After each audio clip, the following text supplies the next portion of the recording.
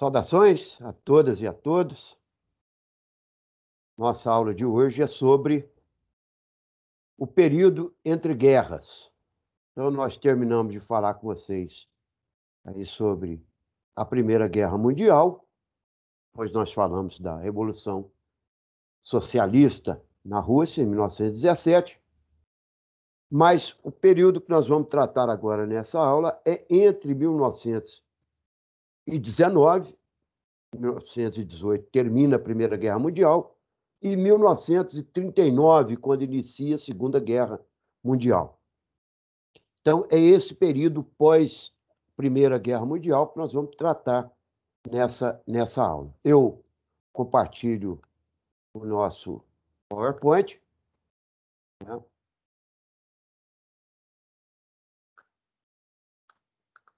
Então, está lá,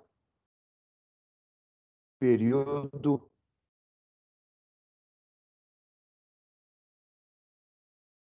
pós-guerra.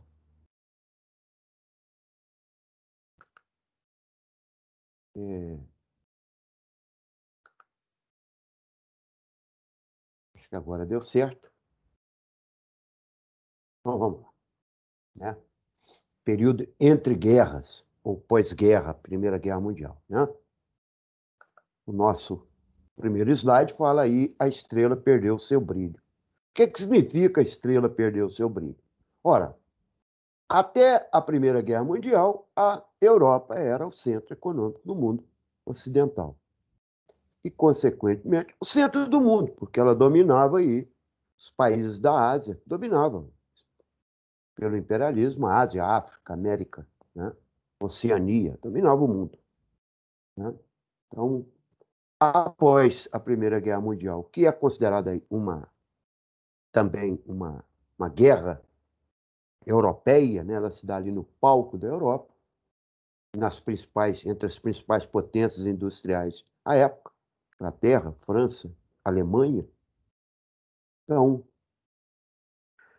com a destruição dessa indústria, dessa estrutura produtiva durante o período da Primeira Guerra Mundial, quem vai ascender agora em grande brilho econômico serão os Estados Unidos da América. E lá no Oriente, em menor grau, o Japão, né?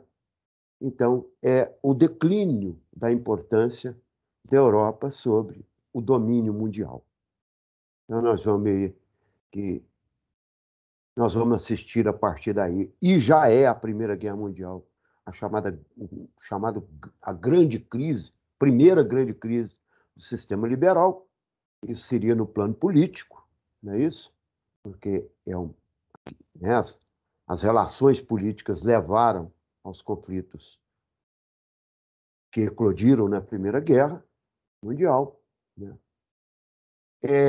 Com a ascensão da primeira economia, da primeira nação socialista, agora colocando em derrocada, né, em xeque, contrariando o capitalismo, surge a União Soviética, né, como a Rússia como o primeiro Estado socialista.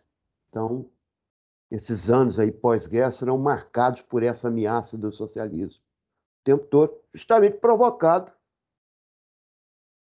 pela grande crise do sistema liberal. O que significa a crise do sistema liberal? Dessa liberdade de produção, o Estado protetor da propriedade, né? Protetor da acumulação de capital, né?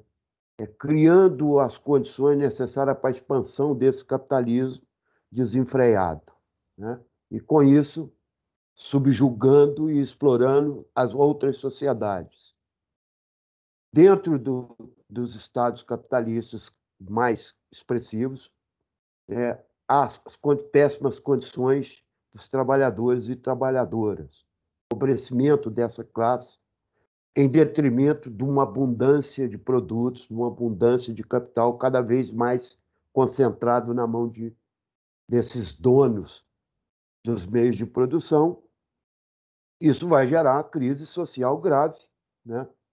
E, no pós-guerra, isso cada vez é pior, porque entra o processo produtivo em crise, e isso recai sobre a sociedade, especialmente a classe trabalhadora, a classe média, né? Se vê alijado das poucas coisas, dos poucos bens que possuem, e o socialismo vem respondendo essas questões aí, especialmente junto à classe dos trabalhadores, incitando-os a tomar, inclusive, o próprio Estado pela Revolução, né? É chamado esse tempo, o primeiro tempo, de 1919 a 1930, os anos da ilusão, ou seja, a guerra passou, agora está terminado, agora nós não teremos mais conflitos, né? É, criado aí a Liga das Nações, por exemplo, para poder, né, resolver os conflitos mundiais no plano da diplomacia, mas a Liga das Nações, criada em 1919, lá no Tratado de Versalhes, ela não tem essa capacidade toda, porque, primeiro, os Estados Unidos não participam da Liga das Nações. Agora, essa nova potência que emerge. Segundo, porque, na maioria dos casos, os Estados resolvem, né, concebem o direito de resolver as suas pendências, as suas crises, entre os Estados mesmos, fugindo aí da própria questão da, da Liga das Nações, né? Mas a Liga das Nações, de fato, ela teve aí alguma importância, especialmente a partir de que, em 1926, ela, né, assegura como membro a participação da Alemanha e, em 29, em 27, a participação da agora União Soviética, nós falaremos no outro momento. Então, de fato, ela tem aí um espaço de negociação interessante. Mas a maioria dos casos são resolvidos entre Estados membros e os seus interesses particulares. E nós chegamos no segundo momento, que é a partir da crise econômica de 1929, que é a chamada grande desilusão da guerra, né? É o pessimismo tomando conta das sociedades, especialmente no campo da filosofia, né? Que já esses pensadores intelectuais projetam aquilo que mais tarde o primeiro-ministro da Inglaterra, à época da Segunda Guerra Mundial, a partir de 1940, né, Winston Churchill, vai dizer: esta Segunda Guerra é a continuação da Primeira, né? Então, pensando em se resolver os problemas do imperialismo pela Primeira Guerra Mundial, não foi resolvido, né? Foi uma luta sem resolução. Então, o fundo, né, os fundamentos da crise do capitalismo liberal continua a mesma. A exploração de mercados sobre mercados, a exploração de classe sobre outras classes, né? E esses conflitos de interesses aí que estão emergentes. Passando aí para esse próximo slide, nós estamos vendo aí o segundo momento, né? De 1929 a 1939, a derrocada da ilusão da paz. Ou seja, derruba-se aquele consenso de que o mundo agora não teria mais que entrar em conflito, porque o grande conflito já tinha acontecido e agora eram tempos de prosperidade. Então, eu digo lá para vocês, a Organização da Liga das Nações, né, a neutralidade dos Estados Unidos, os Estados Unidos, inclusive, não participa das nações, não entra muito no mérito das questões internas europeias, né, especialmente França, as pendências entre França e Inglaterra, que foram, né, as privilegiadas a partir da derrota da Alemanha, não é isso? Os Estados Unidos se mantém neutro, embora sempre muito atento, porque ele tem investimentos tanto na Inglaterra quanto na França, e mais ainda, investimentos na reestruturação da Alemanha nesses primeiros 10 anos pós Primeira Guerra Mundial. Os Estados Unidos participam com empréstimo na recuperação da Alemanha.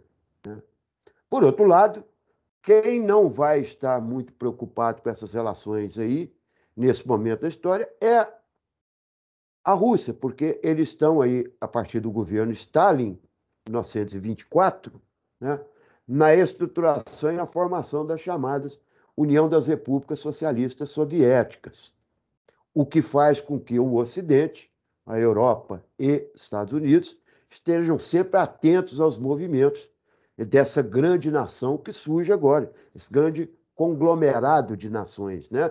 Essa união de repúblicas que se monta a partir do governo Stalin, né? O Stalin ali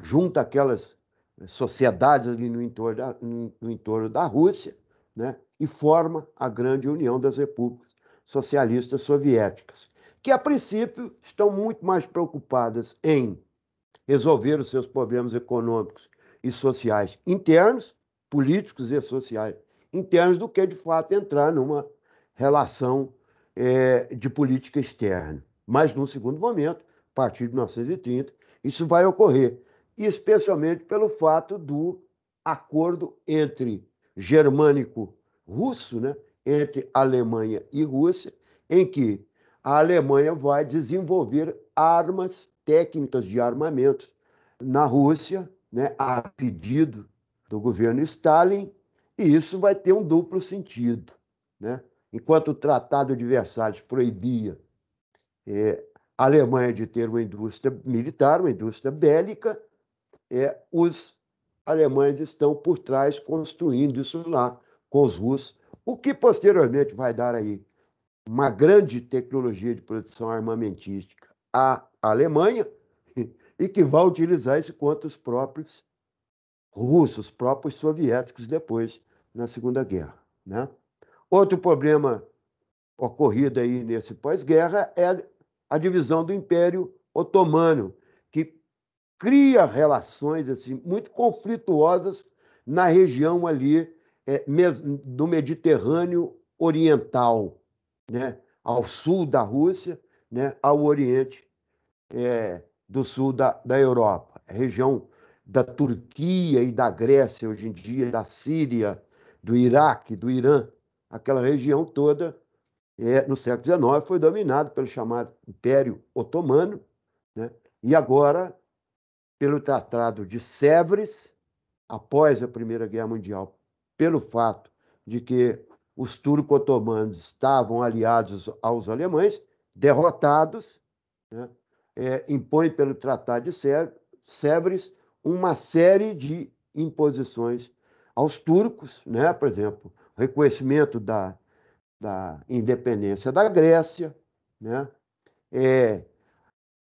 A entrega da Síria, do Líbano e do Iraque aos ingleses, do Líbano e da Palestina aos franceses, né? Então, tem ali uma questão complexa, né? E posteriormente resolvida com a revolta dos jovens turcos, né?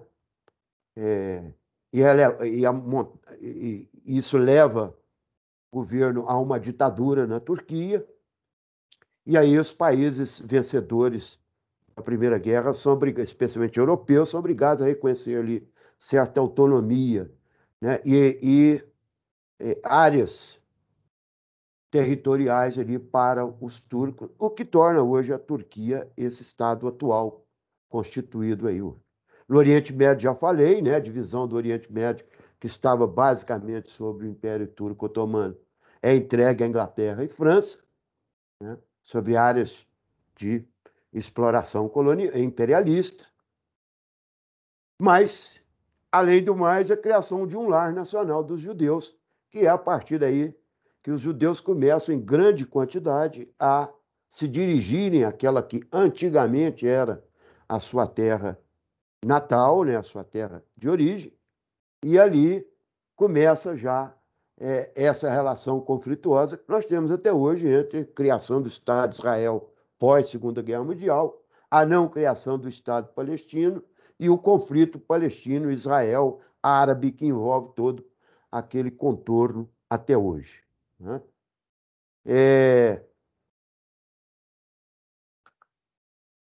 nesse próximo, esse próximo tópico que nós tratamos, a Grande Depressão e a crise de 1929.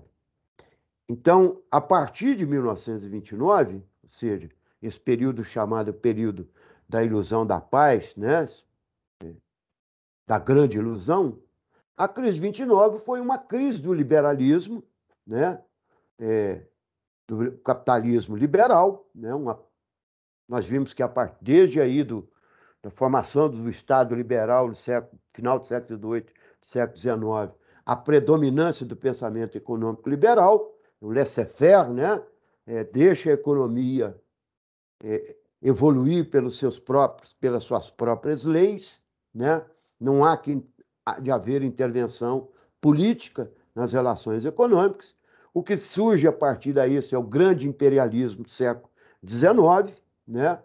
Então, enriquecimento da Europa e o empobrecimento do restante da África, da Ásia, da América Latina, não é isso?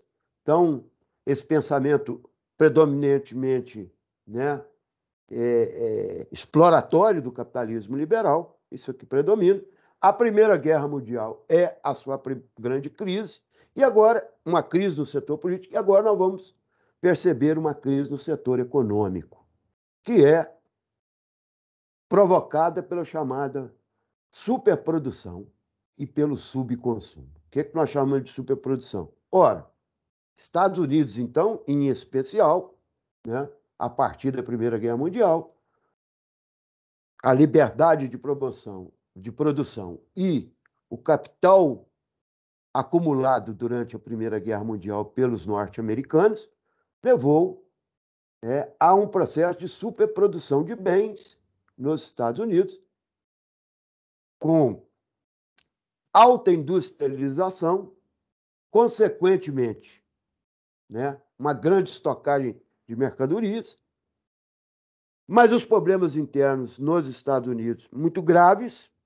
problemas internos sociais, né, com uma massa de salários de assalariados extremamente empobrecidos, porque quanto maior a acumulação de capital pelos donos dos meios de produção, menos ganho para os donos do trabalho, para os trabalhadores.